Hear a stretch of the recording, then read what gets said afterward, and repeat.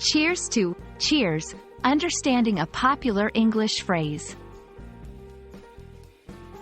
Hello, language enthusiasts. Today, we're going to dive into a popular English phrase that you might hear quite often, especially in social settings. Yes, we're talking about the word cheers. By the end of this video, you'll know exactly when and how to use it. Historically, cheers has its roots in Old English traditions. It was primarily used during toasts, where people raise their glasses of drink and clink them together. But it's not just limited to this context today. Over time, its meaning and usage have evolved. 1. As a toast. This is probably the most traditional use of cheers. When people raise their glasses in a toast, they often say, cheers, before taking a sip.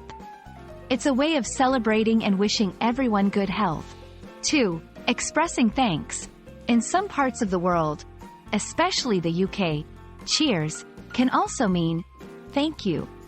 For example, if someone holds the door for you, responding with a friendly cheers is a casual way to show appreciation. 3. Signing off.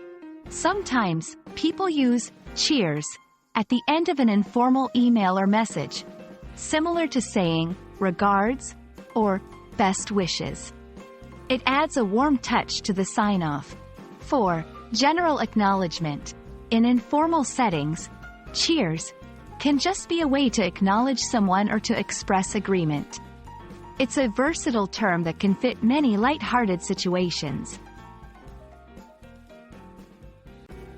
While cheers is universally understood, its frequency of use might vary based on where you are. For instance, it's more common in British and Australian English than in American English.